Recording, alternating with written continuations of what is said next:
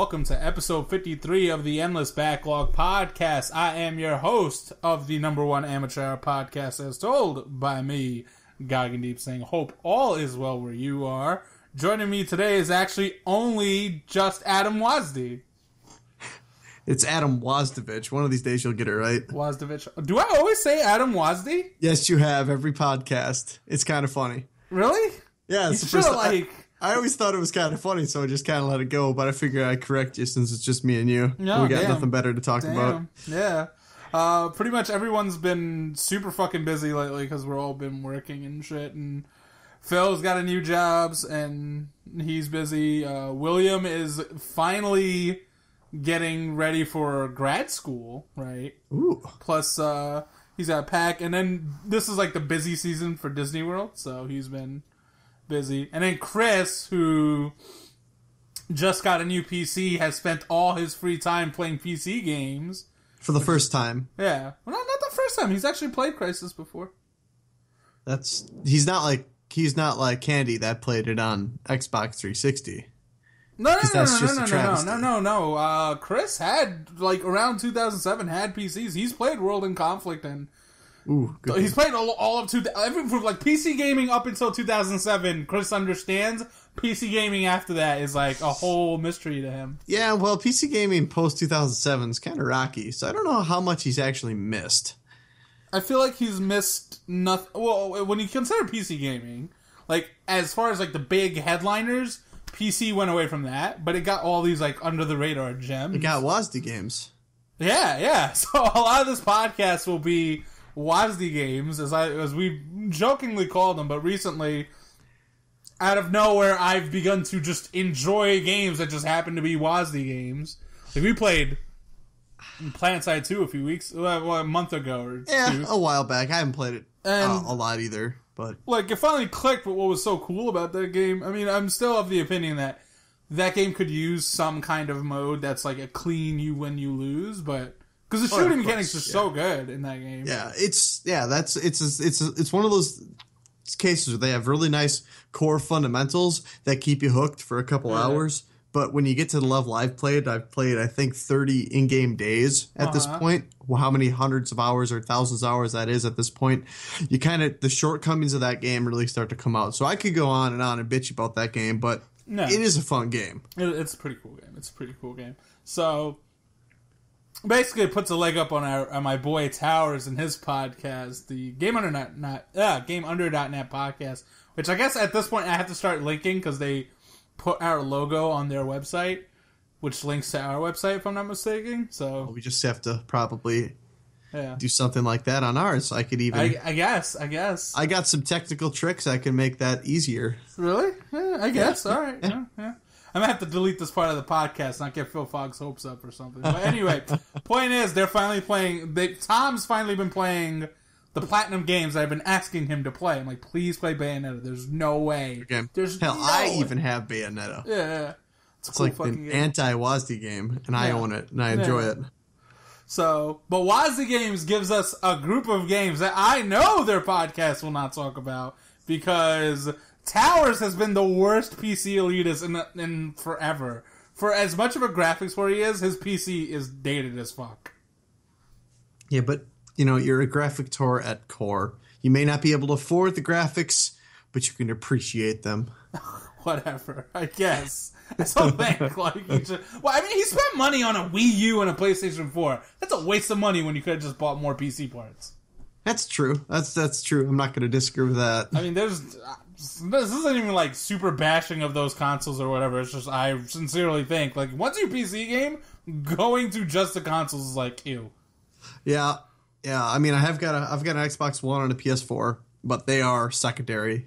Yeah. If I wouldn't have my PC, I think I'd kind of die inside. Yeah. Right now, I feel like your two consoles are a Halo machine, and what do you even play on your PS4?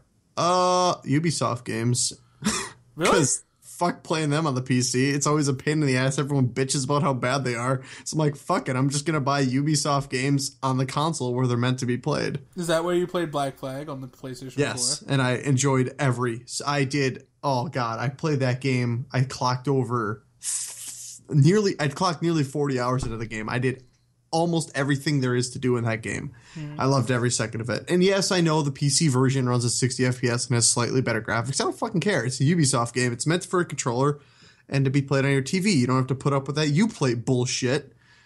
And let's be real. That's the real reason half the time you don't want to really play is. PC games. Because, like, there's no version of this where Black Flag isn't better on the PC. It's just that, having you play on your PC, Will put it best. He's like, listen, I don't want that malware on my PC. Oh, it's so true, too. And the thing is that I have Watch Dogs. I got that through Uplay, and that was just a disaster on the PC. It's still not that great. Mm-hmm. So I just say fuck it. I get console games. Like when I say a game's a console game, it might be on the PC, but you can look at it and be like, in my opinion, as damn good as GTA 5 is on the PC. And it's a glorified console game that's on the PC. It is in the end a console game. So I've been playing that on my PS4 and I love it. I couldn't imagine playing that with a mouse and keyboard. Maybe I'm betraying my PC roots. Yes, you are. But I've got like Shadow of Mordor on my PS4 as well. Again, it was on the PC, probably better on PC. But I just see those third-person action games as a console game. Playing on your TV. I mean, there's a degree of truth to it. A lot of modern games that show up on, like, the big, good-looking games that you bought, like, the expensive hardware for isn't even, like, straight-up PC games like the old days. No, they're not. Like, when you used to buy PC tech, you bought it because Half-Life 2, Doom 3, and, like, when Doom 3 got an Xbox version, it was clearly... No, that's a PC game. That version. Oh, God, it was a PC game that was on the Xbox. There was a bit of a difference back then, but... Yeah. Oh, and I always buy Call of Duty games on the console because I suffered... Since Black Ops 1, they haven't had a good PC version. And even before then, it seems that they don't give a shit. They put it on the PC, they give it minimal amount of support, and it gets overrun with hackers and cheaters really quickly. So I just said, fuck it, I'm going to buy a console game on a console. So I bought Advanced Warfare on my PS4, and I enjoyed the hell out of it. And that actually goes against what I usually do because I prefer playing PC shooters on the PC. Yeah, because gamepad is gross. It's just, when it comes to FPS, I'm sorry, the mouse keyboard just beats out, but there's something to be sorry about. It's I hate it when people try to argue like there is like this goes against the whole listen, I have a preference. I'm like, you're just comfortable with a gamepad. If you went through the trouble of getting comfortable with the mouse and keyboard, it wouldn't even be close. It would not even be close. But my experiences, because I had Black Ops 2, with my experience with Black Ops 2 and even Black Ops 1, the PC versions of Call of Duty always get the shaft. And I'm like, you know what? I don't feel like dealing with that. I'm just going to put it on a closed platform where hackers and stuff are a minimal issue. My understanding was I thought Treyarch tended to treat the PC better. They didn't for Black Ops 2. Okay. They might rectify that with their Titanfall ripoff or their Advanced Warfare ripoff. I don't know. Black Ops 3 doesn't exist at this point, everybody's becoming the same game in that space. It kind of is. I was actually really pulling that they would do a World War II shooter again. Yeah, because even Titanfall, when it initially came out, it did feel like a bit of a breath of fresh air. But then you started realizing, well, right, Advanced Warfare has a double jump and some boosting, and then Borderlands, I want to say the pre-sequel. Added things that were about how you... Like, the FPS space has gotten to a point where now it's like, all right, I guess the only thing we can fuck with now is how you move in these games. And everyone sort of came to the conclusion of... And I hate to say that kind of might be what it is, because if you think about how broad FPSs are and what you can do in that first person, it's kind of... You start getting to Wasdie game territory when you try to get out of break the mold of... Yeah, you start getting into Wasdie game, but... You know, how you don't think Shadow Chernobyl is the best FPS of last gen still bothers me. When that should be a Wasdie game, and it's a great game. It's just the core mechanics there always just... I love the atmosphere. I love what they were doing with everything. But just the idea of the shooting and just never settled well with me. I love the shooting in that game. I know. And I played mods with it, and it's just way better because when I shoot a guy in the chest with a gun, he drops. He doesn't sit there and shrugs it off like it's nothing that proceeds to rape me in the face with bullets. No, don't say that word from here on. I've been trying to clean up the podcast with just the general vernacular because it's gotten to a point where it's like, yeah, you know what, we should probably start cutting this down. We're officially getting to the old man phase where it's like, you know what? This is no longer funny. We're officially being curmudgeons, I guess. I don't know. Fair anyway, enough. But the reason why it's me and you today is, like I said, everybody's busy and all that stuff. And we had to get a podcast up because it's been a while since we've gotten a string of podcasts along in a row. Mm-hmm. And so, you know, it became a mandate that we got this through, just me and you. Fair enough. Get it? Do you get it? Mandate. Nah, man. Because it's a mandate. But it's a mandate that we get this done. But because it's two dudes, it's a mandate. Do you get it? If I drop over dead, it's because I had a hemorrhage and I died. The puns. It's just, Do you know how I know that would have worked? I gave... Chris was like, nah, dude, I'm sorry. I got to go to bed and stuff. I got to wake up at 7. Like, it's okay. Me and Wasdie can go. And he's like, oh, yeah, that sounds cute. I'm like, yeah, man, it's a mandate. But I spelled it mandate like one word. And then he didn't get it at first. And I'm like, but do you get it? Do you get it? And he did one of those, like, he groaned. And he's like, this is why I'm going to bed. This is unacceptable behavior at this hour. I had to save myself by skipping that. Well, I will watch my language from here on out. No, not the language. Just like, we have done a better job of toning down the racist humor and the slurs, because it's gotten to a point where it's like, you know what, that is some hateful shit. It's no longer funny. You hear what I'm saying? It gets to a point where you're like, when you're bothered by people on the internet because they're hateful sons of bitches, and then you realize, you know what, you say those shits as a joke, but like, you still shouldn't say it. Fair right? enough. So that's been fixed. And then Phil's really big on, like, don't say rape, because like rape isn't funny. Like, it's whatever. Yeah, you that call was rape just culture? it just came to my, I guess it is a bad word, but it's just the first thing that it's like blasted my face off. So whatever. Yeah. Somewhere Tom Towers is like groaning at all the things we've been cutting out, because although from my understanding, Phil Fa cuts his shit down. Or as he puts it, he cuts down my quality content into the bullshit. And I'm like, oh, whatever. Anyway, let's get into the podcast before we get sidetracked for so long. Oh, yeah, we are podcasting. Yeah, we are podcasting. So, last podcast was initially when that whole thing broke out about how Valve was selling mods, effectively, for the Elder Scrolls. And it was going to be this whole new thing about how to make money off of mods for the community, and Valve was going to have like a 70% cut or something weird like that, 75%? Yeah, it was a Valve deal. Valve and Bethesda would take 75%. I don't know how the money got split after that, but the mod developer only got 25%, which was just fuck it. It's like, no. It wasn't a day or two after our podcast went up that Valve was like, all right, we're sorry, guys. Oh, the backlash of it was just the worst. It was bad. This has always been, to me, in my opinion, at least one of the cooler aspects about PC gaming is just like, because that audience is, by default, they have to be an older audience. Like, to be a PC gamer, you usually need to know your shit. So, like, that audience is older, and when you get older, you get a little bit more entitled about what your money is being spent on, right? Not entitled. You get smarter. You get more... I'm stunned that you haven't thrown your fellow PC gamers on the... I agree, though. You get smarter. You get wiser about what is my money truly worth. Because as soon as you start getting PC games, you start realizing that games are worth a ton more. And I hate this. It's the worst PC game possible to throw this one out there in terms of cost and hours played. But Minecraft is a damn good example of a PC game that is just worth way more than what you paid for it. Like when I bought it, even if you bought it at $40, we counted in the days. But that goes on, Counter-Strike 1.6. People played that for hundreds of hours. Unreal Tournament 2004. People play that today. I mean, you go back in the history of PC gaming, and PC gamers stick with their games. And part of that does come from the modding communities. Mm-hmm.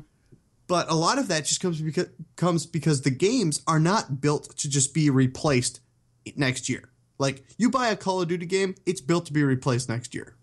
Like, it's got enough gameplay. It's got just enough gameplay and depth to keep you entertained for about a year of hardcore playing. After that, it's done. Time to move on to the next one.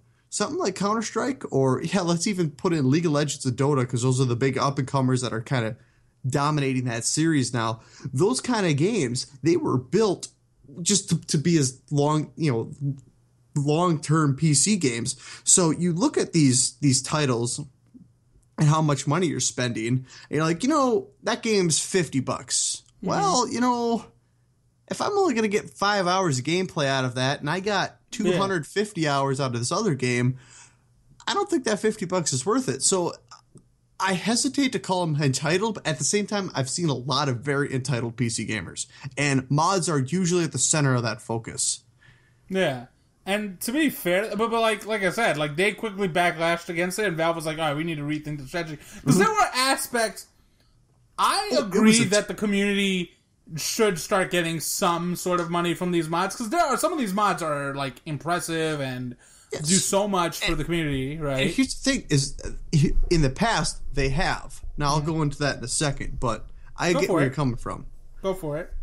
Well, basically, in the past, so mods have in the past made money. Now, they didn't make money as mods. What happens is the mods become so good and robust, they become full games. The most popular example of all time at this point is actually League of Legends.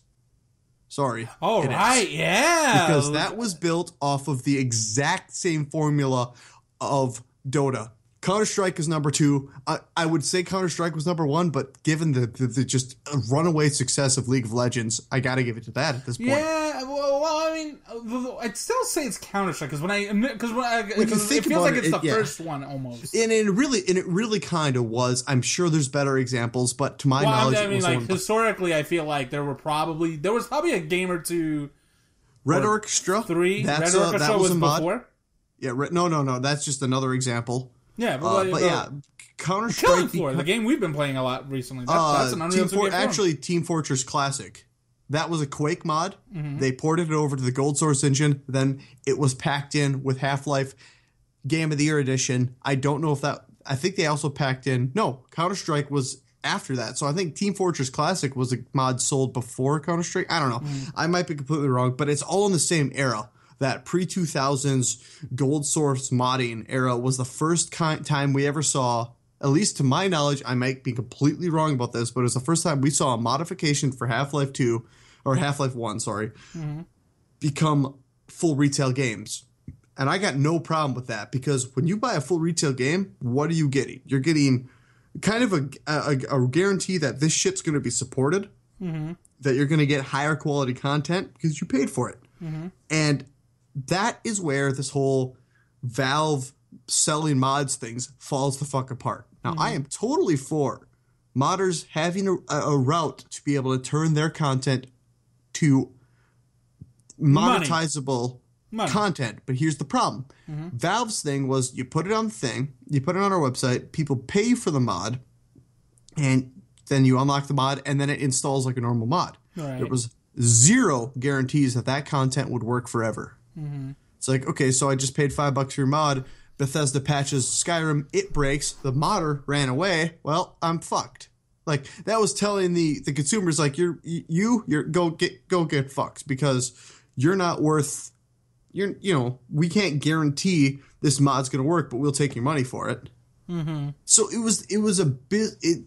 On the business side of things, it was completely flawed. It was totally anti-consumer, and it was totally Valve trying to capitalize on the success they saw from user-created content in games like Dota 2 and Counter-Strike Global Operations.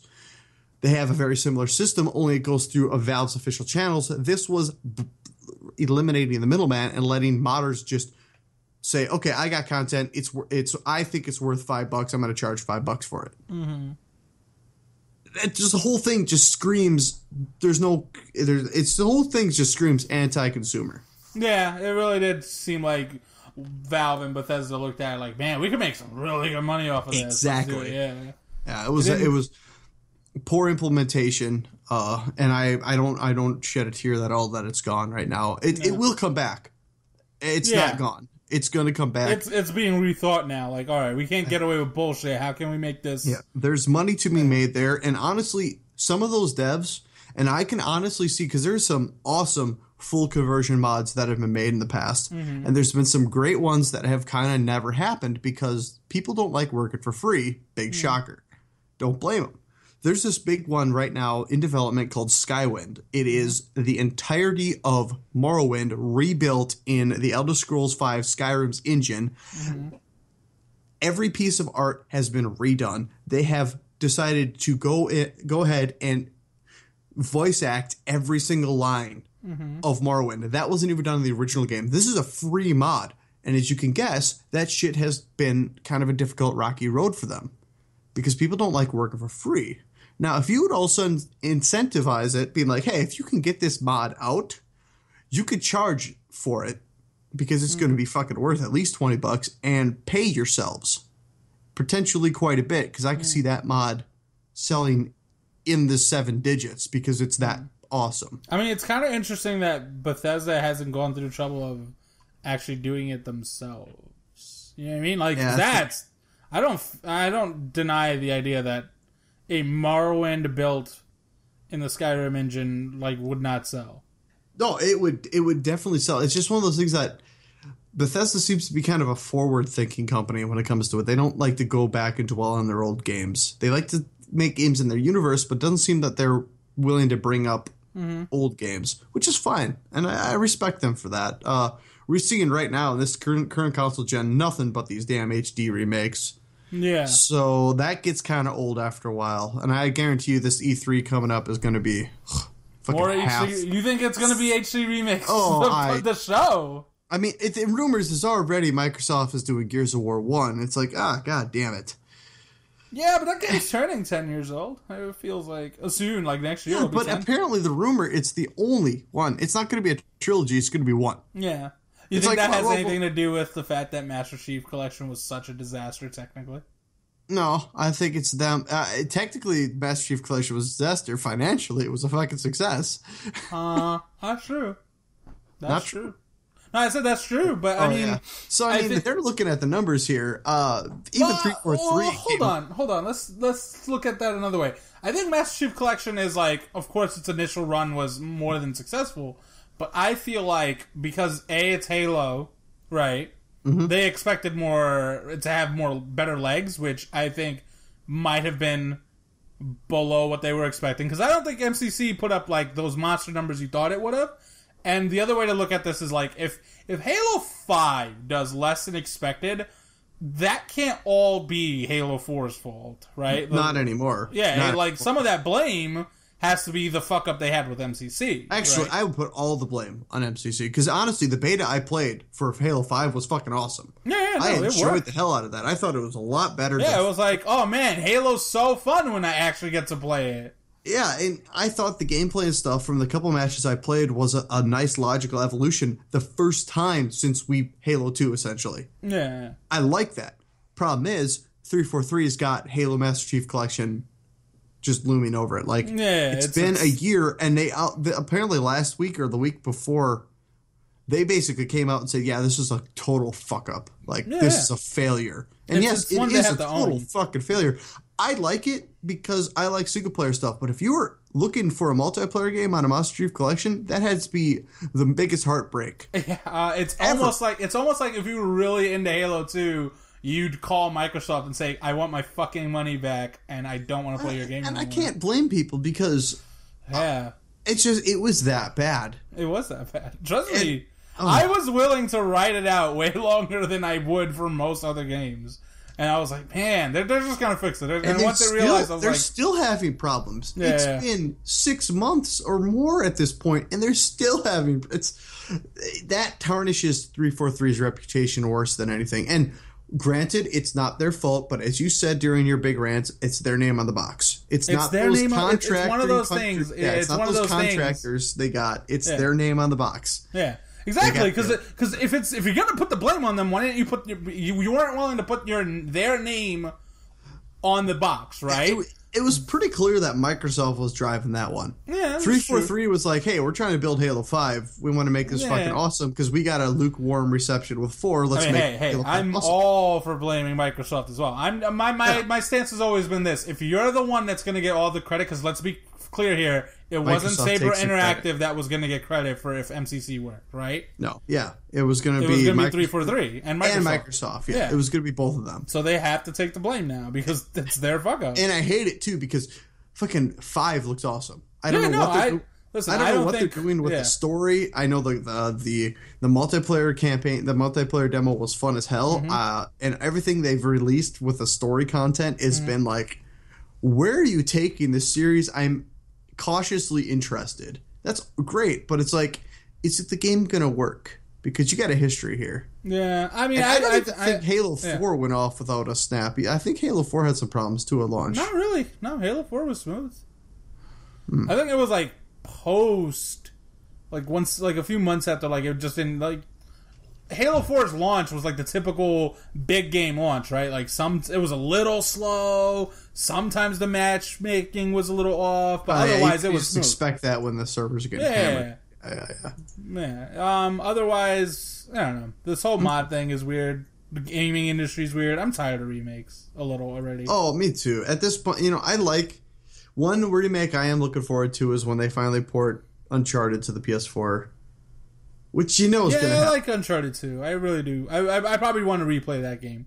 Uncharted 1, honestly, if they would give Uncharted 1 Uncharted 2's gunplay, it'd be fine.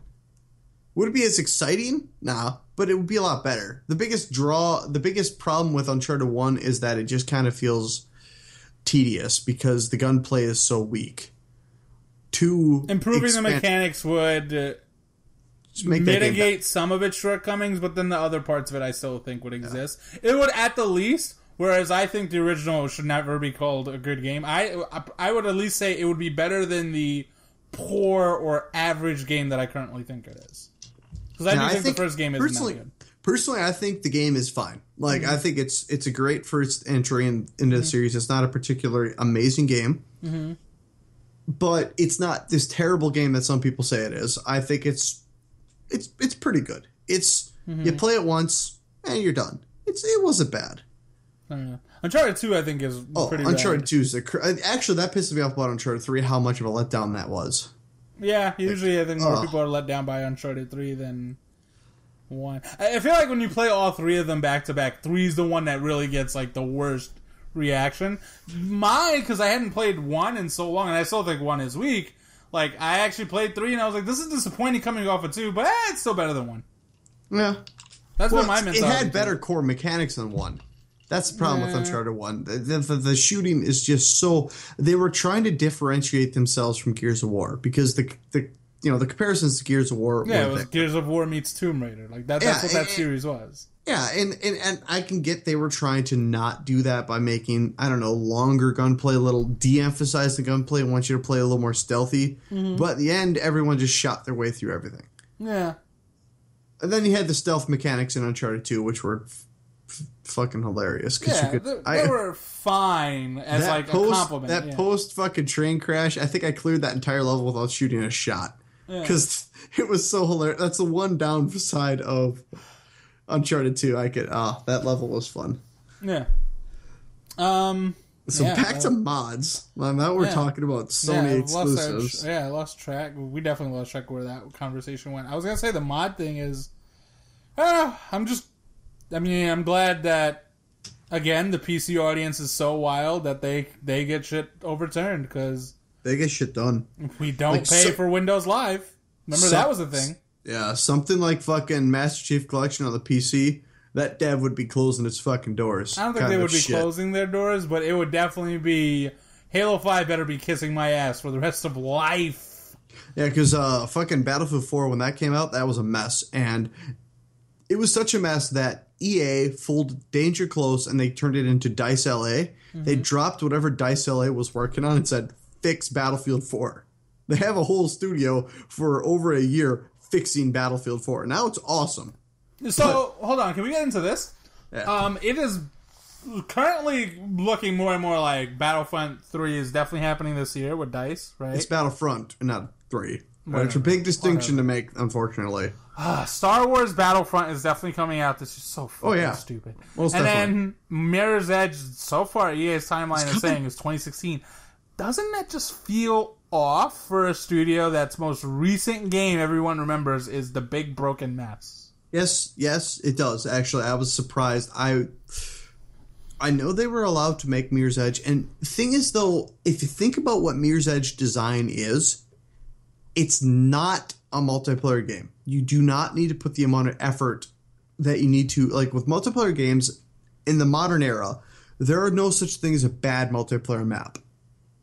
There are forgettable maps, but there's no such thing as a bad one because every single one, and right now DICE is doing this big community-made map thing for Battlefield 4 and going over all the steps that they took to make these maps. And I'll tell you right now, it's more involved than you could ever imagine. Mm-hmm. We're talking these guys are playing daily playtests of these maps that are nothing but untextured geometries. Mm-hmm. And they're able to, it's just this most ridiculous amount of playtesting I've ever seen. It's like, this is what goes into a single map of Battlefield.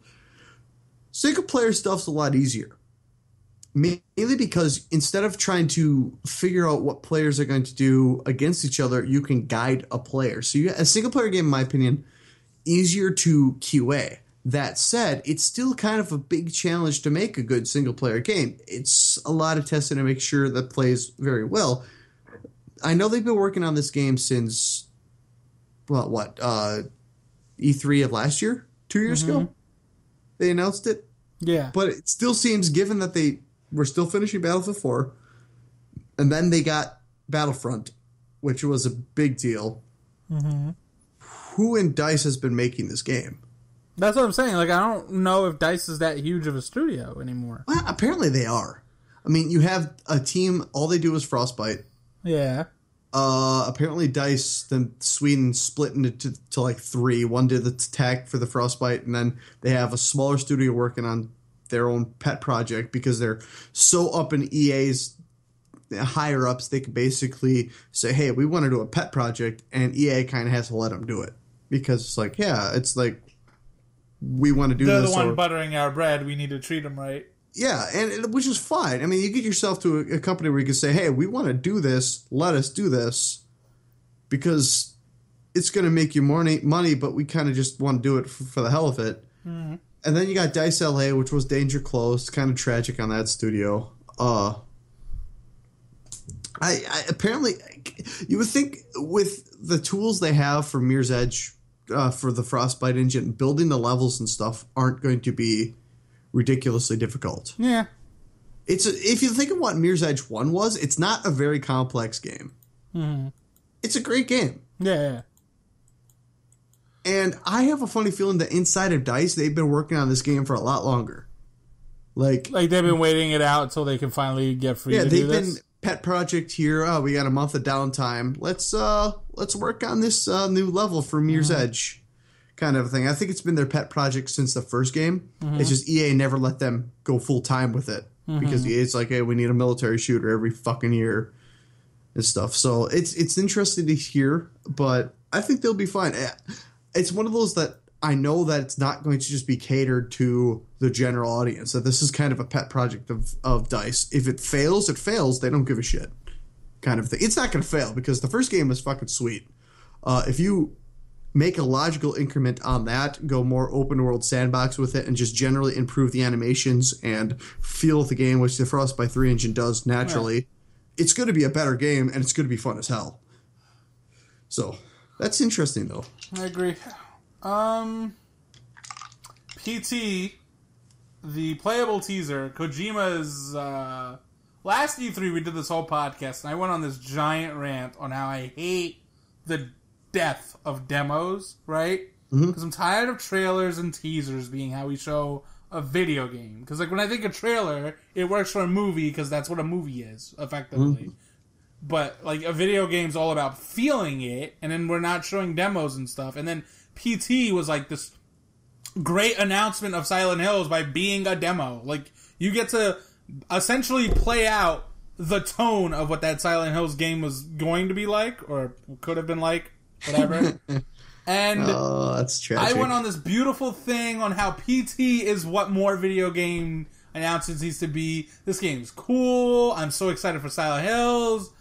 Then the Kojima-Konami bullshit happens, where Konami and Kojima are basically, done. Splitzo. Metal Gear Solid 5 is going to be his last Metal Gear, and then he's out.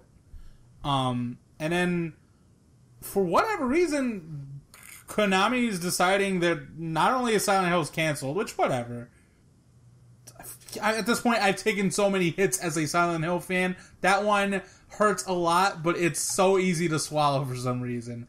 But the way they're treating PT just pisses me off, because it's like, there's no reason this needs to be taken off a digital service.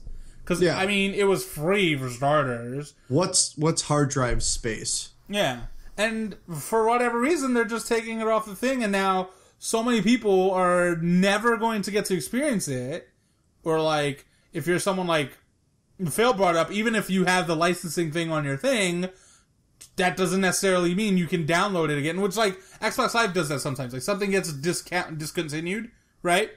Mm-hmm. On Xbox Live. And I think PSN does it the same way. But as long as you have a license for it, you're still able to download it. Like, that, there's something in the store. Yeah, they stopped giving out keys, essentially. But if you got a key, you're good to go. Exactly. But they're, like, PT, they're like, I don't even give a fuck about your key. That shit was free. We don't owe you shit. And it's so annoying, because it's like, video games have always been so bad about preserving their history. And this has to be talked. Like, this is a part of gaming history. What it was this really cool thing that spoke volumes about what the gaming community is like in 2014, because that game and how everyone was unwrapping its secrets was a product of Twitch, YouTube, or, like, basically what I'm saying, like, what video games were in 2014. You know what I'm saying? Like, Battlefield doesn't represent that. Bloodborne, for as much as I showed it on Twitch, doesn't represent it the way PT does. You know what I'm saying? And then here we are, and the game's gone. And even if you did want to, like, just say, oh, I want to play it because I took it off my hard drive because, you know, I was trying to save some space. And it's like, what the fuck? I think it's just forever. So shitty. It is shitty. I don't know what that whole situation is. Konami's being dicks and moving away from... I mean, they've always been moving away from video games in some capacity. But it seems that they finally just said, fuck it, we're done. Yeah. Pull every asset out and be done with this. I don't know. Yeah, freaking Shadow on the forum is like, they're not even gonna have the decency to sell their, like, iconic IPs to people who might want to make games in them. They're going to take those IPs and make pachinko machines out of those IPs. Or they're just gonna sit on them. Like, yeah. At least sell, if you're gonna get out of gaming, then sell your gaming IPs and make some fucking money. Someone would pay, like Ubisoft, unfortunately, Ubisoft, Activision, or EA would pay a huge sum for Metal Gear Solid. Oh, yeah. Yeah, and would the future games suck? Maybe, but at least people know that, hey, we get a chance. Yeah, we get this, just like when Gearbox got fucking Homeworld. Hey, and Duke we got a chance here. It's back. Yeah. That's shitty. That's sucks. Just treating your fans like dirt. Yeah. I mean, the thing is, for everything they're saying is there's going to be more Metal Gear, there's going to be more Konami games, so to speak, but it's going to be the soulless kind, where they're going to outsource it to, like, contract work. Yeah, shit. They're going to control the budget. Like, Metal Gear, which has routinely been a games franchise that's gone over budget every fucking time, apparently, is going to be now, like, one really strict budget, you know? Like, it's going to be... EA style, yeah. Apparently, I learned something into EA's policy. Mm-hmm. It's a kind of interesting. Apparently, the way EA works is once you pitch your game, they give you your budget, you make that game. So that's why SimCity fell on its ass, because Maxis totally knew what they were doing.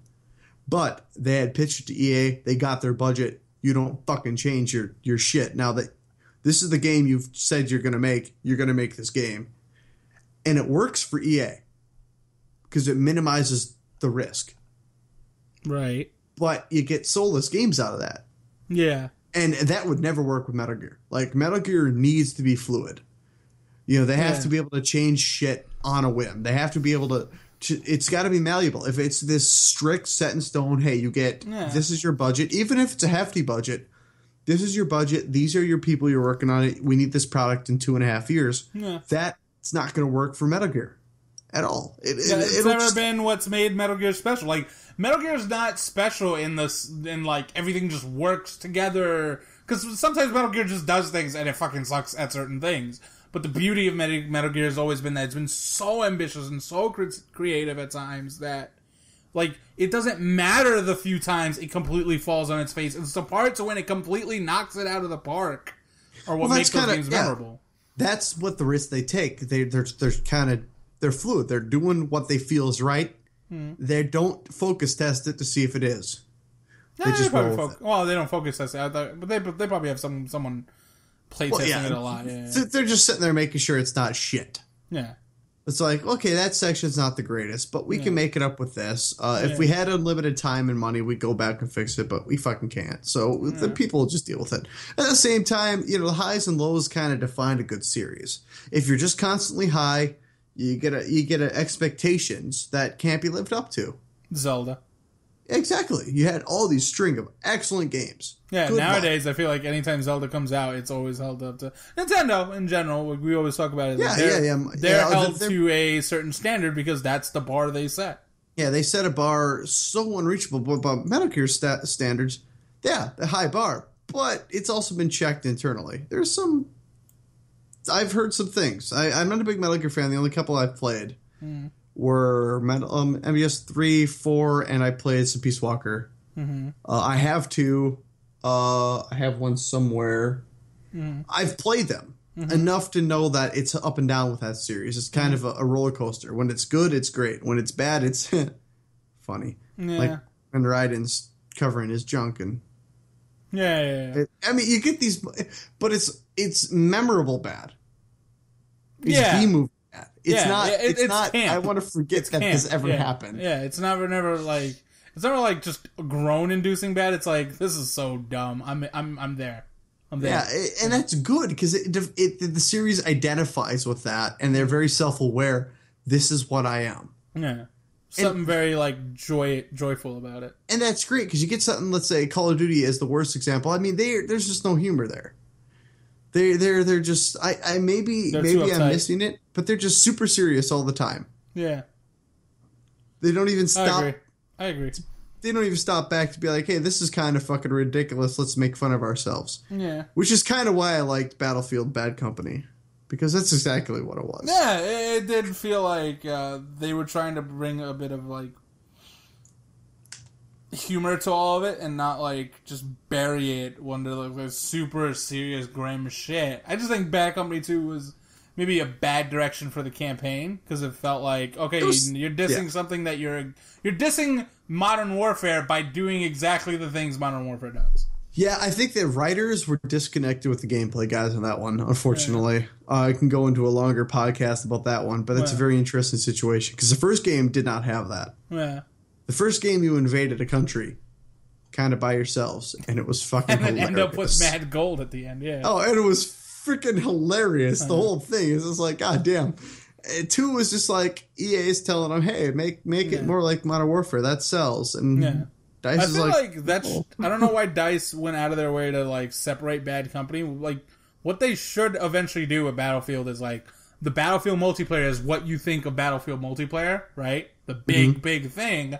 But the campaign literally should be the Bad Company games. Like, it should be what the Bad Company games are trying to be. Oh, no, 100%. These 3 and 4 were just like, the multiplayer is absolutely fine. The single player is like, why are you wasting your time with this? It's like shit? a shitty version of Call of Duty. It's like, I'd rather play Call of Duty. It's like, at least Call of Duty is like, listen, we're still super serious, but we just took the gloves off. We're like, you know what? We're going to invade Germany, Paris, Moscow. We're going to blow up half the world. Exactly. Why? Because fuck you, we can. And it's going to be fun. Yeah. Battlefield 3 was all conservative about it. Battlefield 4 was all ridiculously over the top, small cinematic things, but in the grand scheme of things, like, nothing really. I remember someone trying to describe it like Battlefield was trying to be the Hurt Locker to Call of Duty's whatever the fuck. That's basically that is so insulting to Hurt Locker, though. I get where they're coming from, though. I get that sentiment. It's sad. But the gameplay, I feel like, did not reflect the Hurt Locker vibe. The tone. No, the tone. Story, the gameplay was a pure Call of Duty vibe, like one for one. They don't. It's actually sad because Bad Company 1. I keep going back to that game. Yeah, it was only on the consoles, but it was the only Battlefield single player that I felt that captured the essence of the multiplayer. Yeah, not always, not in every level, but there were some levels there where they're like, so there's a tank sitting there, and another like a armored vehicle, and there's a rocket launcher you can pick up if you want. Go have fun. Like, if you get your ass blown up, you'll just come and respawn here and try it again. No big deal. Exactly. Bad Company 2 was like, yeah, we're going to make it linear. And then 3 and 4 were just like, yeah, we're going to keep running We're with just going to that. make Call of Duty. Yeah. Sad. I'm sorry. But that does actually bring me into one thing. What the fuck is DICE doing with Battlefront? They're not even having a campaign. Which is all right, because honestly, Battlefront 2 was stupid and bad. Mm-hmm. But there's a lot of questions there. Yeah. Well, we talked about it on the last podcast. So like that game's coming in, and from my understanding, Battlefront 2 had 30 maps or something. Yeah. Battlefront 2 is coming in with Yes, EA's Star Wars Battlefront. It's coming in with 12. Is coming in with 12, which whatever, but I turned the rose-tinted glasses off because I used to be a big fanboy of the series, but as I get older, I realized that series was kind of shitty. And I know people get up in arms about how awesome Battlefront 1 is. Battlefront 1 and 2 is. Battlefront 2, the maps are fucking tiny. Uh-huh. They're nothing to them. They're not diverse. They share a lot of assets. They ripped most of the art from Battlefront 1. So yeah, they launched with, I think it was under 30, but it was over 25. It was somewhere in that level of map. So let's just say 30. Let's say 30. But the point is, like, the game, what Battlefront, the new Battlefront is showing, it's missing Galactic Conquest or whatever that was, and some other things. The only thing I'm happy, it's missing space battles. The one thing I'm happy about is no aim down the sights. Now I could go into the details of every mode. The biggest mode in Battlefront 1 and Battlefront 2 is the instant action. And essentially what that was Battlefield's conquest mode with bots on a map. Now, you could play the capture the flagship, but the AI is so stupid, they get the flag and not know what to do with it. So let's just ignore every mode but conquest, because they were all shit and they didn't play well with the AI. Mm-hmm. It was a simplified version of Battlefield with blatantly overpowered units and no thought of balance at all. And this is why. Battlefront 2 came out only 1 year after Battlefront 1 came out.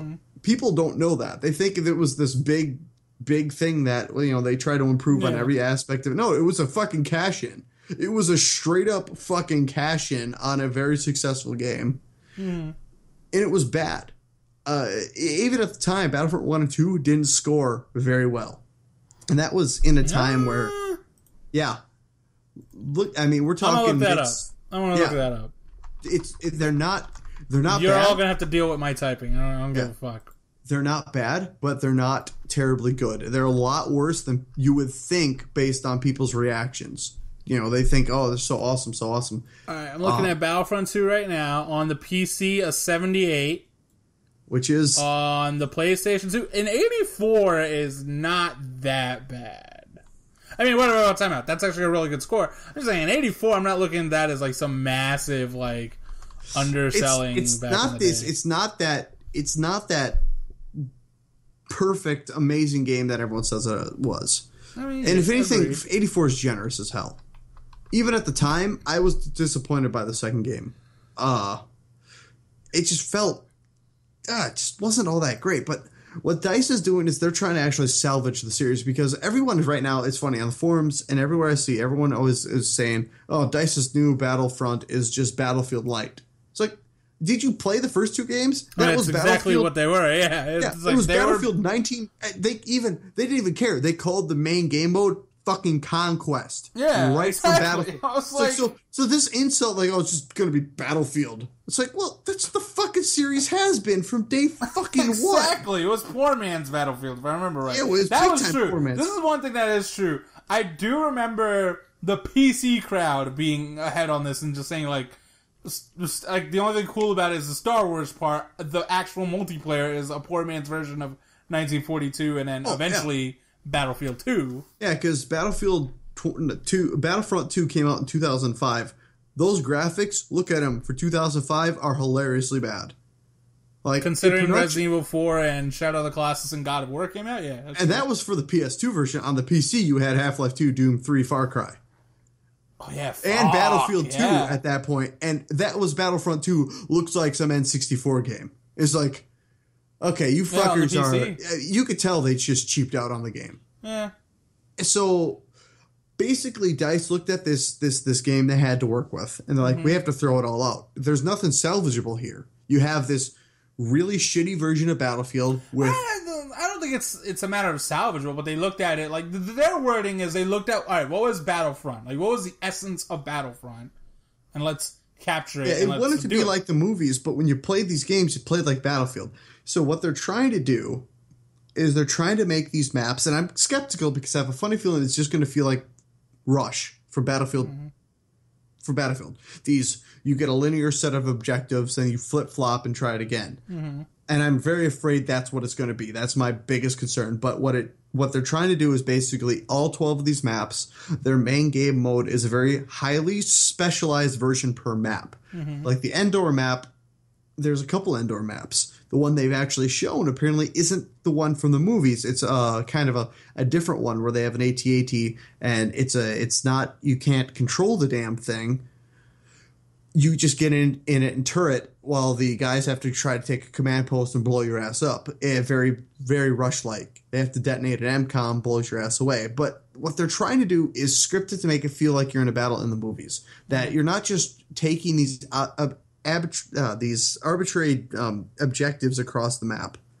That you have a series of goals that kind of play out in a linear fashion that mimic the movies. Now, art-wise and whatnot, their team has gone to a level beyond any other dev has ever done with a Star Wars game. I mean, they laser scanned in the original props. Yeah, I mean, Battlefront is going to be a looker. Let's not get ourselves on the PC. It is going to be a beautiful game. Beautiful game. It's going to be a beautiful sounding game. Like the audio in that trailer blew me away. It's like, holy fuck, this sound. That's true. DICE's audio work is usually impressive. DICE's audio work is the best in the industry. No one comes close. It's just how it is. Rockstar? No, these guys are better. Play Battlefield 4. Good headphones. Yeah, I have played Battlefield 4. I know, I agree. I think Battlefield 4 is amazing on the audio. There are great audio guys up there. DICE is a generation ahead of them.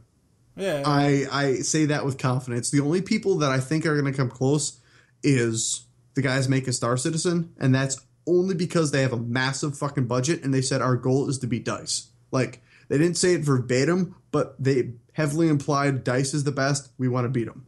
Like, that's their goal. So it's like, okay, good. And you have the unlimited budget to do such a thing. So good luck. So it's going to sound great. It's going to look great. It's going to be arcadey with no aim down the sights, which is awesome. So you can have this, it's more arcadey feel, which is what's needed. As for the game modes, I don't know. I'm hoping it's not just Rush from Bad Company. But I have a sneaking suspicion it's going to be. I thought it was going to be more a Conquest, but whatever. No, it's sounding linear.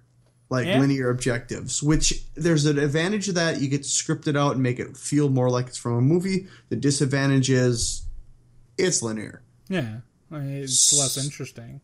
Yeah, and then the single player is these missions, and they're basically linear things. They say they're built to be replayed. So we're going to see if they throw a little old school mentality in there, kind of high score kind of a thing. So that might be good. I don't know. A lot remains to be seen.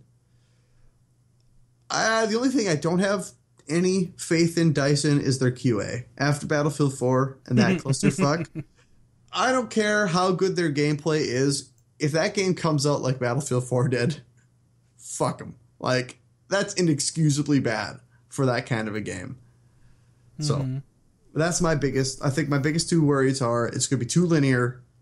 And it might be broken. Might just be fucking broken. Yeah. Now, I like to believe that in the last couple of years they've fixed that. Their QA, they've fixed their engine up. That's not going to be a problem, but they have to prove it. What a generation where when big games are being announced, I'm like, man, I just hope it's not broken. We've been getting that kind of vibe every time something gets announced. It's bad. Yeah. Which is actually... What was the game that came out just recently that wasn't broken completely? Bloodborne wasn't broken. Yeah. Yeah, Bloodborne was not broken. I mean, Dying Light Evolve, Mortal Kombat X, I forgot. Recently, the PC version was a disaster. Yeah, the PC version is fucked. I'm sure MGS5 is going to be awesome when that comes out. It's going to be From what I could tell, is their past games were never broken at launch, but now they're throwing in the PC version on launch. And PC 2 weeks games after launch. What? I think it'll be a quote unquote bad PC port in the terms of like it'll be missing something. Like I can't mess with the audio in Ground Zeroes, right? Mm-hmm. There's no audio option. I had to freaking go to my volume mixer.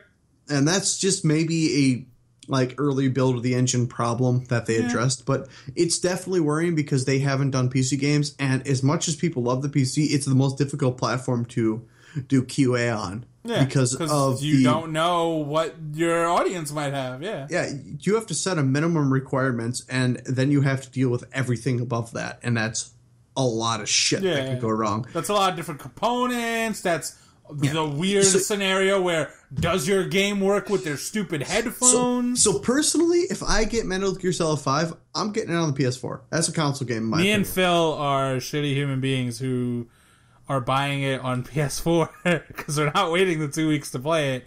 Well, but then we're definitely getting the PC version because we know we want to play the ideal version of that game. Because from Ground Zero, the ideal version was the PC version. Looked better, played better, everything was better on it. But when I think MGS, I think consoles.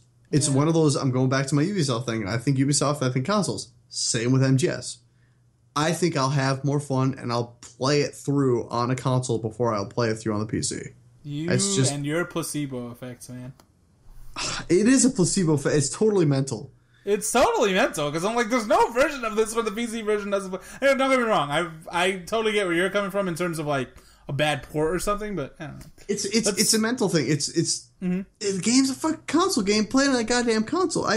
If I bought Assassin's Creed Black Flag on the PC, I would never have finished it. I fucking played the shit out of it on the console. I don't know why. I just think it's one of those games that it just feels right to play it sitting at my TV with a controller without having to do a bunch of changes to my main PC just to get it on my goddamn TV. Because I know there's some PC gamer out there thinking in the back of my mind, well, you could play it on your PC. You just have to connect your PC to your TV, blah, blah, blah. It's like, no, it's not that fucking easy. Windows sucks using on a PC, on a TV. I'm not going to fucking do it. I'll just buy it on my goddamn console. They're built for my TV. Yeah, that's true. So that's my PC Gamer podcast today, apparently. Anyway, we didn't even talk about. We haven't even talked about the PC games we need to actually talk about. Yeah, like the games, but whatever. Out of nowhere, not really out of nowhere. For a while, I've known that Killing Floor has gotten a bit of a reputation as just like really awesome co-op game and the superior zombie slaying game to Left 4 Dead. Which it is. Initially, I disagreed. So eventually, I figured out I was like, you know what, I need to play this again because the first time I played it with Verg or John and this other kid, and I was bored out of my fucking mind. Like, I don't want to play this. The game sucks. And then we had that Best FPS podcast last year, right? Mm-hmm. And Jesse was going ham defending it, right? Yeah, he was ready to go to bat for it. Yeah, he was. Which, I wasn't going to like completely shit on him because I needed him for the important Shadow of Chernobyl victory that I was refusing to give up at the end. Yeah, you were. I keep saying this. I would have been perfectly fine with the second or third of that game. The second that game was getting dumped for BioShock Infinite, I was like, no, there's no way. Who was the one running in a BioShock Infinite? It wasn't me. William. It was Will, because I'll pick. BioShock. Yeah. I loved Infinite, but it's not better than fucking. And then I don't like the argument that Fear's AI is automatically better than Shadow of Chernobyl because there's things about. Let's not make this a stalker. We already had the FPS podcast. I got my victory. Well, I can move on. And no FPS made Best of Gen 7. Ergo, Best FPS podcast stands. Anyway. Although Best Open World one, I guess, is now broken. Yeah, I still can't believe fucking MGR won. God, fucking Phil just wouldn't let that one go. Yeah. It's not a top 10. So we started playing Killing Floor. Hey, in my opinion, World of Warcraft shouldn't be on that list either. But that's besides the point. But I will beat you for that. But go ahead with your opinion. Burning Crusade. If this was like Gen 6, World of Warcraft should totally be in like the top 3, right? Because there's just no way you don't mention it. Because I remember Game Trailers did the best games of a decade thing one year. And they picked World of Warcraft, and it was like, honestly, that's such a good pick. Because how do you argue against it? You know what I'm saying? But it's hard to argue against WoW even now. But we are going on to we're whatever going too game. many tangents. We're going to Killing Floor. Yeah, Killing Floor. It's a glorified horde mode. Let's get that one out of the way. Oh yeah, there's nothing deep about that. Yeah, at all. But the ballistics in this game are so good. Oh yeah, they modeled those guns as realistically as they could without being bullshit. Like you could reload them quickly. Yeah, without being Arma. Yeah, seriously. Arma's too far in the simulation area. That's the what kind I'm of saying is like Killing Floor and Stalker are taking sim-like qualities in more arcadey action, right? Oh, big time. But Stalker maybe goes one or two nudges too far for a lot of people. I think Killing Floor might be a better balance to like getting a broader audience. I think it is actually. I think it makes you appreciate the guns you're using. They're meticulously detailed. They're so well animated, and yet they still have the ballistic properties they kind of should have. It might be a little bit exaggerated to make them a little bit more powerful. Yeah. But they still feel in that game. It's gun porn. Like, yes, exactly. It's gun just porn. Shooting handguns in that game feels good. There's this like the animation for the kickback and seeing the bullet, the shell come out of the gun, and then seeing the gun anime and then the bullet. And it's not. There's no cursors, right? Yep. There's no crosshairs, so you actually have to like aim in a manner that you're just not used to. Yeah, and it forces you, especially the pistols. The other guns that have sights are a lot more traditional, but the pistols, like when you're like dual wielding pistols, they don't give you some bullshit crosshair like you're gonna hit. Yeah. No, you have to kind of eye it up because so that was weird. In real life, you kind of just eye it up. When you get two pistols, you're actually there's that game does these beautiful things like. In video games, when you get two handguns, it's an automatic improvement because it's double the damage. And Killing Floor is like, yeah, it's double the damage, except you can't aim down the sights now, so you don't actually know how this bullet is going to travel. So you end up wasting a lot of ammo. Exactly. So a lot of times, I've just foregoed the second pistol, but just give me one because I'll shoot half the ammo. Don't get me wrong. There's people that what it is you have to know how those bullets are going to travel. So a lot of the initial going is you learning how two handguns is going to handle. And first of all, you need to be steady because if you're just going to you're not going to hit anything, like just clicking that mouse all day. And it makes it about skillful play, right? Like that's what I really love about Stalker is that to shoot a gun in that game, it's on the player to get good with that gun. That gun is a powerful weapon. Now, fuck off. There's no kind of to that. There's a random number generator in the recoil and the bullet spread. Unfortunately, there is. It's not a little bit. It's not even a little bit. Still more than it should be. It's not Far Cry 2 bad or something. No. But it's worse than Arma and Red Orchestra. It's definitely worse than Red Orchestra. I still think the shooting in Stalker is amazing. We keep going back to that for whatever reason. Anyway. Well, I mean, you're talking about a shooting-heavy game, and that's what Stalker is. So it's a logical comparison. Whatever. Stalker's fantastic. Anyway, there should be a Stalker 2 in this world. Anyway, Killing Floor is there's like I said, just being able to forced to be steady when a swarm of zombies are coming at you is this like weird like mind fuck because everything about games is spray and pray, and in Killing Floor that's a waste of bullets because half those zombies, if you're not taking their faces off, it doesn't matter. And I apparently really fucked up. So this game also has 6 classes, right?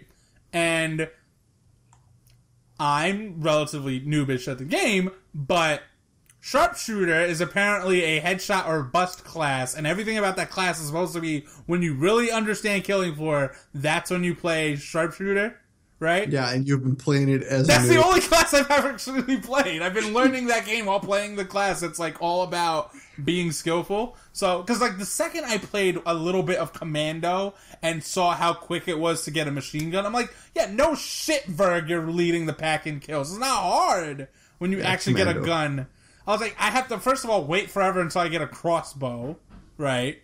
Most of that game, like most of the early game, you're spending just pistoling people. And then I don't want to waste a crossbow on, like, random but the thing zombies. is that he's the late game class. He can, if you hit headshots on the higher health guys, you fucking kill them. Like, yeah, that's what, like, but my it's a whole late game purpose, class. my whole purpose is making sure the heavier enemies, we call them the Skrine? The Skrakes, and then there's the flesh pound guys. Ooh, flesh pound. He'll fuck your... Who literally I have to hit because everyone else is going to waste so much ammo trying to kill him, right? And anyway, that stuff's really cool, and it's like the whole game is about managing the different classes. If you go in 6 sharpshooters, you're going to get wrecked. You go in 6 commandos, you're going to get 6 firebugs, maybe, because without the friendly fire, you could probably flamethrower the shit out of all the enemies in the game. Yeah, well, yeah, but that's the thing is friendly fire. That's a game that you need friendly fire, or you reduce a huge amount of the challenge. Yeah, friendly fire is actually. Yeah, and again, this is another game where like these elements add a lot to the gameplay, and it's so fucking cool. And it's like I never want to play Gears of War Horde ever again because it's so pedestrian compared to this. Yeah, there's good ideas with Horde though. Yeah, I do like it, but I could see them working better in Killing Floor. Yeah, like the tower defense type stuff they added in Gears of War 3, that was pretty rad, but... No, that was cool. That would work very well in Killing Floor. Although Terrorist Hunt, I'm so partial to Terrorist Hunt. Oh, if Terrorist Hunt doesn't get back in Rainbow Six Siege... They fucked up. Yeah, I'm going to Ubisoft, I'm beating every single one of them. Like, where did you go on? There's By the no way, excuse. There's no version of Rainbow Six Siege I'm playing on not a PC. I don't care if it's... Because, I mean, if they could tie in that destruction system with fucking Terrorist Hunt... It would be the greatest thing ever made. Now, let's not go that far. Oh, no. It would be pretty good, though. It would be pretty good, though. It's all aside, that game, even without Terrorist Hunt, looks fucking badass. Like, surprisingly, like, wow, you guys really kind of get it. Yeah. But it's not going to be as good as Killing Floor 2 when it eventually gets out of early access. Oh, fuck. You know, the thing is, I've heard some mixed things about Killing Floor 2, but that's why it's in early access. Yeah, well, I mean, people are saying they're working on the balancing and then, like... Yeah, they're trying to get that balance just right. The outward humor isn't there. Yeah, well, yeah. And Killing Floor has this sense that you win every match by the skin of your teeth. Yeah. It's rare, I find... Mainly because they do very good with all the various difficulties, but you should never feel like that round was too easy. Okay. Ready for a few knocks on Killing Floor, though? Oh, sure. There's definitely some complaints. Matt, who played with us, who was very adamant that if we're going to play on higher difficulties, people are going to need to be leveled up with their classes a little bit more, because you need those statistical bonuses. Yes. That part, initially, I thought was just going to be play a bunch of rounds, but... First of all, getting a lot of headshots for my class is actually getting to a point. Like, I think I have to get like 1,000 headshots. I'm like, I don't get 1,000 kills half the time I freaking play a full long game. The grinding for those classes is quite insane. The grinding is a little overkill because, like, here's the areas where I think Left 4 Dead has an advantage. First of all, that game, I think is more of a package as a game when you think about it. First of all, it has a competitive multiplayer, which is fundamentally one of the most unique multiplayers out there still to this day. Big time. I also think structurally that shit's just more interesting because Left 4 Dead is this point A to point B thing, this 5-act thing. Yeah, but they could script events. Yeah. They can give you unique scenarios. With a level in Killing Floor, it's all or nothing. The whole level's good or the whole level sucks. There's not this in between. Yeah. Parts of the level's fun and we're gonna play through the shitty ones to get to the fun ones. Yeah. I don't want to play that map because it sucks. Yeah. And you don't play. Although I like most of the maps in Killing Floor so far. I haven't hated one. Well, yeah, there's I guess because it's really hard to fuck up a Killing Floor map. I mean, you just have to have places to shoot zombies. But like I said, like it's less interesting as a whole. Like you're in these like really arenas. Left 4 Dead, it feels like you're in this environment running away from zombies, and it's cool. You're not just slaughtering. But again, Killing Floor is, and when you ramp up the difficulty in Left 4 Dead, it feels like you can ramp it up whenever you feel ready.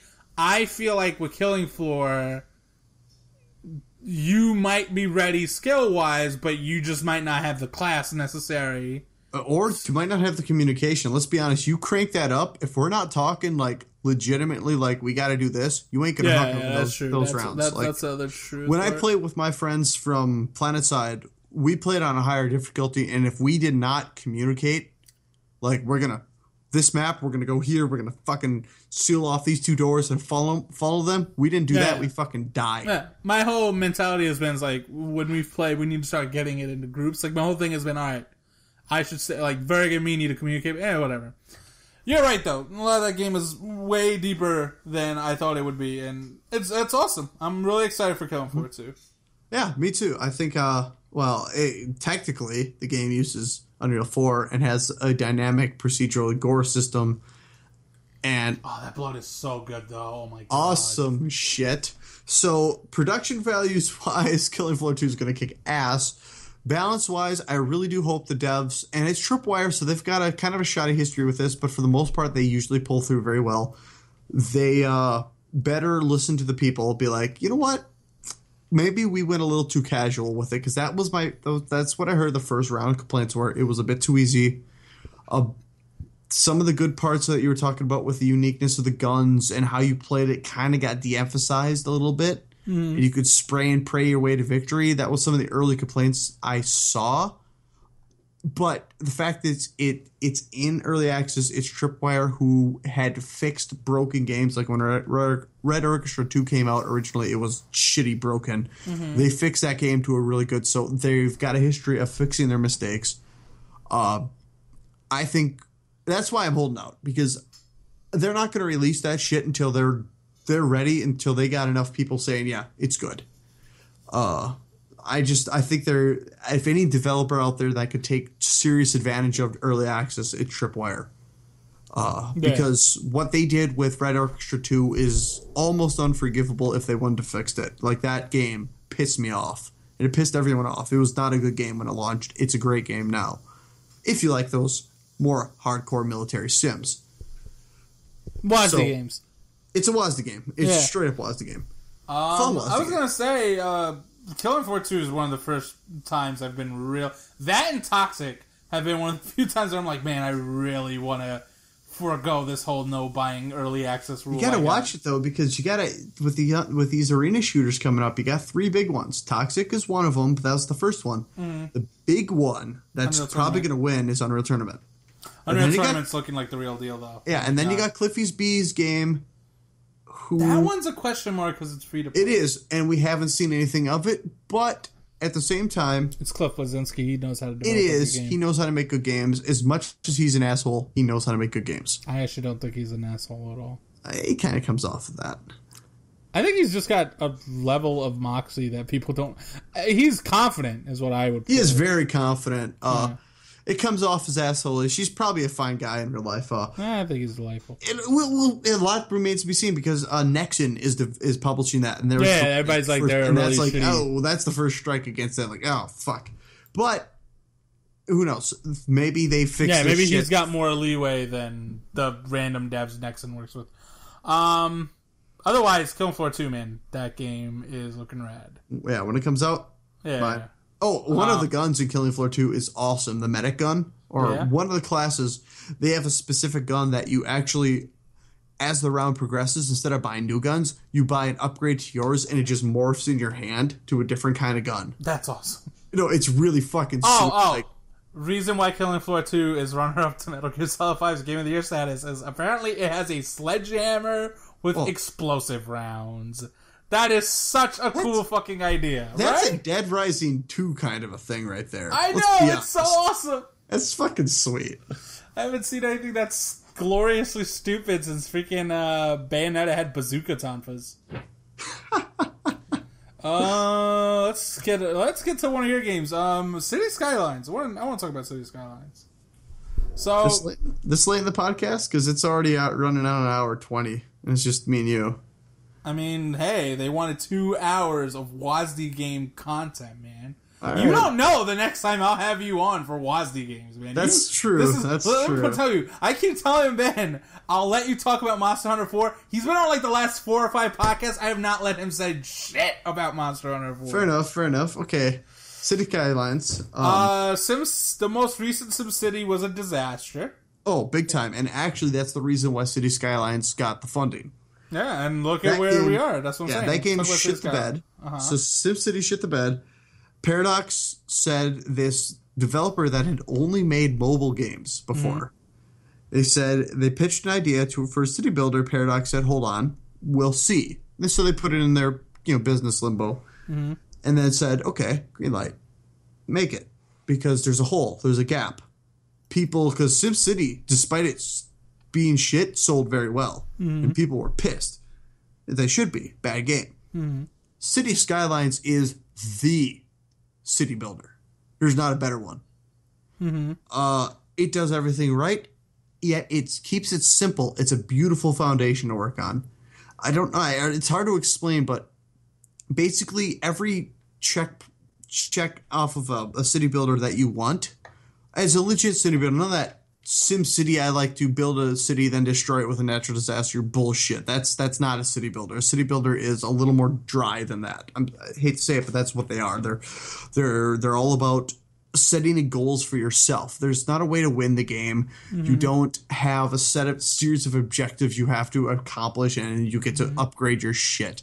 You do have cities have levels. It's just a way for them to basically parse out the content so you only get chunks of it at a time, so it's not too overwhelming. Of course, they included a way to just turn that off and get everything right off the bat, which is very nice of them. Because there's some people play city builders to just build their ideal city. They turn off all the difficulty and just go for aesthetics, which is fine. This game caters to them beautifully. If you want a little bit more of a challenge, try to actually build a city that upgrades, and you have to actually really think about, okay, how does the traffic flow? How can I better get increase my industry? City Skylines adds in stuff like you have to actually care about how dead bodies get out of your city. Otherwise, it's kind of funny, but it's a logistical challenge. You're like, oh, dead people. That's a logistical challenge. How do we get them out of my city? That's what we read. Like, people die. You need a cemetery or a crematorium. Garbage was a thing in SimCity 3 and 4. That's back, and it plays a big role. Like, oh wow, shit's just building up everywhere. Where's the garbage trucks? There's all sorts of the logistics. I think the biggest thing that City Skylines does right is the logistics part of things. How people get from point A to point B. They do it's not perfect, and I'm sure someone who knows city builders a lot better can go into a much bigger, more deep rant than I can about how shitty City Skylines is. But from my more kind of casual perspective of the City Sims, I think it's great because I don't think anyone thinks City Skylines is shitty. Yeah, I've seen some. I mean, they knock it that it's missing things, but I think the general outlook on that game has been very positive. Oh, it's been very positive. I'm saying more the logistics of the transportation. People have got some things to say about, like, how does a car choose to go from A to B? Right. People are saying sometimes the AI doesn't take they don't reasonable take paths. They take paths that are just there. Yeah, there seems to be the programmers definitely. Speaking as a programmer myself, not to pull that card, but to get the game out, they kept it real simple, which is fine, and I don't blame them. But it has some detrimental effects on the depth of some of the gameplay, which will be remedied in time. Again, as I said, this is a base. This is the first of a series that is going to be very fruitful. Their dev is awesome. They get people. They talk to their community very well. They were very open about modding support and stuff that they knew an indie developer really needs to support. If you're Activision, you're EA, you can get away without modding. You can get away without that level of interaction because you're just putting way more money into your games. You're making generally high-quality games despite whatever. Small indie games can't get away with that. These guys know that. So they were all on board with the modding. They integrated so beautifully with Steam Workshops. Like, you could just build, like, hey, I have a really awesome way of flowing traffic on a three-way intersection. You could take that prefab and upload it to Steam Workshop, and I could download that. So if you have a really awesome way of handling traffic in this situation, I could download it and just put it in my city. It's fucking awesome. And it because of that, and because the libraries of these amazing structures people are building, it actually reduces the entry level for this game. Because you're like, hey, I don't know how to solve this, but I could go on Steam Workshop and find someone that solved it. It's great. Or you could try to tackle it yourself. You could be like, you know what, I'm going to try to make my own my own intersection here. Then you realize traffic's backed up 2.5 miles, and you're like, hey, I suck at this game. That's been me. I think I restarted my city 5 times before I finally got something that was half decent. But it's a game that when you fail, you don't feel like you failed. You failed well. You failed accomplished. Like, hey, you know what? I got to restart because I can't salvage this mess that I've made. But I learned. Don't do this. Don't do that. Think about things a little bit better. It's a very good game. I don't know. I got nothing more to say other than it's basically the quintessential city builder of our time. Mm-hmm. The biggest thing, I guess, it's not frustrating. Yeah. The game's got a clean UI. Oh, very clean. If anything, too simple. Some people have really good ways of making it better. And I know for the fact that the devs are taking those to heart and they're going to improve things here and there.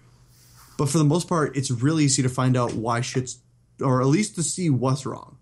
That was the biggest SimCity 3 and 4 problems, is that you couldn't always see what was wrong. Like, not necessarily what's the cause, just what is wrong. Like, oh, I don't have enough water here, or traffic sucks here. Mm-hmm. So you might not have a solution right away, but you can definitely see something's wrong here, so you have to start looking at the larger picture. Like, oh, I've got this shitty 4-way intersection. How can I make that better? And because the beautiful thing about SimCity, about City Skylines, is that the cars and the pedestrians are tracked objects. They don't just arbitrarily appear based on some random number generator. So you can actually track a car, go from their home to work and back. Right. If you were that anal about it. But you could watch cars come in and out of your city and kind of get a feel for where are these cars from out of town coming, where are they, how are they leaving.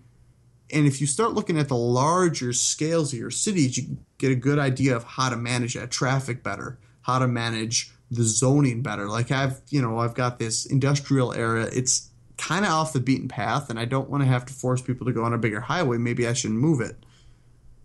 It just makes you think of a larger scale without forcing you. I don't know if that makes any sense. Like, you just feel yourself. I felt myself while I was playing it, thinking at a larger scale, a more meta scale, a more, how do I solve this problem, not necessarily addressing it directly. It wants you to think a little bit more outside the box. Yeah, how do I solve this problem with city ordinances? That's actually like one of the cooler aspects about everything that's been talked about that game, is just how sometimes it doesn't want you to necessarily think most obvious path. Like SimCity's got to a point where like it took out some of the level of creativity. Because it finally had easy answers for everything. City Skylines is back to like thinking a bit with your wits. Big time. That's cool. Ready to move on to a new game, or? Yeah, well, just one thing about City Skylines. I remember this one scenario I had where I wanted this kind of lower residential area, but I didn't want any heavy traffic flowing through it, and I wanted to kind of not have them gum up my intersection. So I looked at it and I realized, how about I only let them in a certain way and I only let them out in 2 ways? And what happened was, instead of all my intersections leading in getting gummed up with traffic trying to take left turns, they couldn't take left turns. The next thing you know, I had beautiful flowing traffic. And it wasn't a solution to the problem that was direct. I didn't be like, okay, I'm just going to put more buses there. I'm just going to try to alleviate traffic by reducing the amount of cars and hope for the best. It was a larger scale. Like, how do I address not these 4 intersections? How do I address this neighborhood? Right. And I think that's where City Skylines does it perfectly. So, and then Sweet. Other games. I guess I just should give out a quick nod to a little indie game called Running with Rifles, made by, I think, like 1 or 2 devs. Forget the name of the dev off the top of my head. A quick Steam search, pardon my typing here. You can show me who made this. Feel bad I don't remember off the top of my head. You need to Google their name? I can't actually pronounce their name. I'm going to say it. I will, you try to pronounce this shit. Copy and paste it. I did. Oh. Yeah. Modulatio. Yeah, them. Okay, so running rifles is a really awesome take on a twin stick shooter, Right. and it's cheap. So most twin stick It plays like shooters, a twin stick shooter? It is a twin stick shooter, big time, and it's awesome. So you weren't playing that game with the mouse and keyboard; you were playing it with the gamepad. No, you have to play it with a mouse and keyboard. As I said, it's a take on a twin stick shooter. Okay. Unlike normal twin stick shooters, you're not just going balls to the wall shooting everything. You actually have an element of tactics and cover you have to think about. You actually get behind walls, you crouch behind cover. And when you shoot your gun, you actually have to think about your accuracy based on how many bullets you shot. And one huge thing about the game is you die in 1 or 2 shots. There's none of that. You have to beat on an enemy till they're dead. So the setup of the game is there's this big campaign map broken up into these smaller maps. And then these smaller maps, there's multiple objectives. And you are just a grunt. For your side, one of the 3 sides, I want to say the green shirts, the brown pants, and the gray belts. Right. Names. So the green, brown, and gray. You get your gun, and you're said, go here, and all of a sudden you're next to like 20 or 30 or 40 soldiers, and they're all run off and start shooting and working as a team and try to take sectors of the map, and you're just a part of this group. And how you complete each of the objectives is totally up to you. You can balls to the wall with the biggest machine gun you can, just charge forward. You can try to be stealthy with silenced weapons around. And it's just this really, they keep saying tactical because there is a lot of element of tactics. Running toward your enemies is a stupid idea because you die in 1 or 2 shots. Right. So what you want to do is you want to try to get around them. And they react. The best thing is the AI is brilliant because they act. Here's my question. When I initially look at the game, I got full Spectrum Warrior vibes from it. And everything you're describing is making me think of like an isometric shooter. I'm not getting... What specifically are you thinking that makes it a twin stick shooter? Well, the way it controls mostly. When I think twin stick shooter, I think you move with one, you move with one hand, you shoot with the other. But that's an FPS in some capacity. Yeah, I get that. But it's just the isometric way. I guess when I think isometric shooter, I also think twin stick. I guess I don't think of twin stick as a arcadey kind of a thing. I mean, twin stick shooters are effectively top-down shooters. That's what this is. Yeah. Okay. But that's exactly what this is. It's a top-down shooter. It's just when I think twin stick shooters, I think like Geometry Wars and... Yeah, exactly. That's why I say it's a very interesting take on it, because while you're controlling your character in a very similar way, you have to think more about tactics. You can't just run toward your enemy, because if they outnumber you, you're going to die. And the game really shines when you play multiplayer. Because you could do just co-op, everyone on one faction versus the other 2 on the map, jack the AI up to like 200% numbers and just go to town. And you die a lot. And you shoot a lot. You run a lot. You have rifles. It's a lot of fun. And there's a lot of personality to the game. The dudes, if you look at the pictures, you see these little bubbles over the guy's heads, these text bubbles like a comic book. And they just say stupid shit. And it's kind of funny. And as you progress through the campaign, every map is linked, kind of. There's a link like, well, this map connects to this map and this map. So depending on what the AI chooses after you win, you go to that one or that one. But winning is kind of a difficult prospect, because if you jack the difficulty up to anything but the easiest, you're going to die a lot. And it took me about 3 hours to beat one map once. And it was basically the same thing. I would hammer into the same things, and because the terrain was changing, there was a hill, and then there was cities. You're in a city, and then they started spawning in tanks and shit. It just changed how every encounter played out. And all the time, I was always thinking, how can I better beat my enemy? How can I get around them? How can I help my team? Right. And you thought about it. I guess I thought about it more tactically. And as you play, you start as a grunt with your level 0 or level 1, and then you unlock new levels. And what that lets you do is buy more weapons and call in airstrikes and shit. And then so there's 2 kinds of currency. There's the There's the experience I just talked about, and then there's something called RP. And you get that by every level you get an allocated amount of RP, and weapons and ammo cost RP. Right. So when you spawn, you get, like, let's say, -7 RP. So you lose 7 RP. That got you your weapon, your 2 grenades, and your rocket launcher.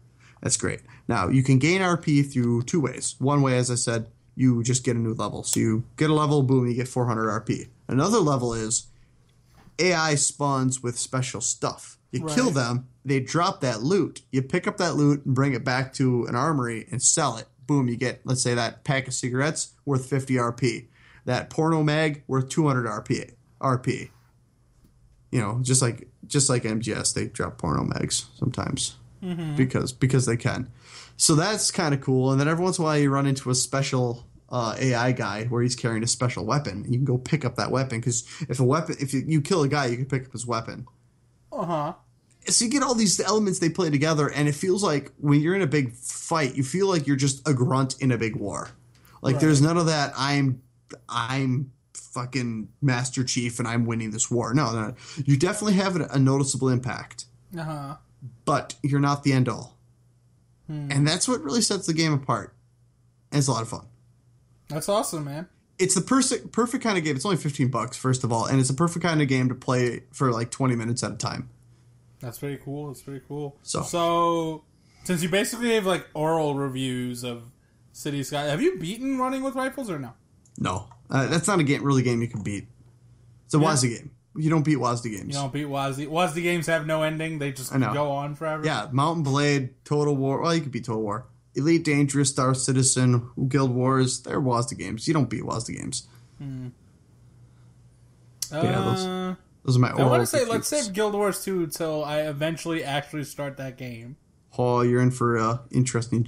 I mean, hey, this whole world is going to be weird. Gagan has finally played an MMO proper. That isn't freaking City of Heroes. City of Heroes, I don't even want it to count because it was superheroes, and those are cool. Before the movies. We'll see if you like it, because on terms of MMO skills, Guild Wars 2 is a interesting one. It's definitely not WoW-like. I feel like we should hold that on the Elite Dangerous thing a little bit. Oh, yeah. I want to have a space game podcast eventually. Because that's a very... Well, I might need you to podcast next week with the way Phil's been working his schedule. And really, it isn't just Phil. It's been my schedule that's really fucked him up. Because the last 2 weeks I've been saying, so I need late night podcasts, and he feels like, I need sleep. Fair enough. I'm like, okay. And honestly, I'm going to make an effort to play Space Marine. So let's end it here. All right. I think you ended up... I don't think Running with Rifles is a game other podcasts are talking about. So we're good. Yeah. Anyway, he was Adam Wasdie. I'm Gagan. Please... You said it again. Adam Wasdevich. Holy fuck, I have been really bad about that. You have been. It's just natural to you. Oh, this is so terrible. Anyway, subscribe to us on iTunes and Stitcher. Hit us up at admin. I forgot the actual admin email. We actually have a broadcast. We have one for the Endless Backlog one. I don't know the email though, because Phil is the one that checks it. I can always make a new one, and they're free and they're easy to make. Gagan May31 at yahoo.com. You can figure out the spelling. Send us some emails and we'll answer your questions. Or just podcast at endlessbacklog.com. Or podcast at endlessbacklog.com. I guess you're just going to make that one up now? I can do it within 5 seconds. Okay, podcast at endlessbacklog.com is where you need to send your emails now, and we'll check them and probably respond to them. Otherwise, this is also on YouTube. Check out GameUnder.net because their show. Otherwise, we are out. Peace.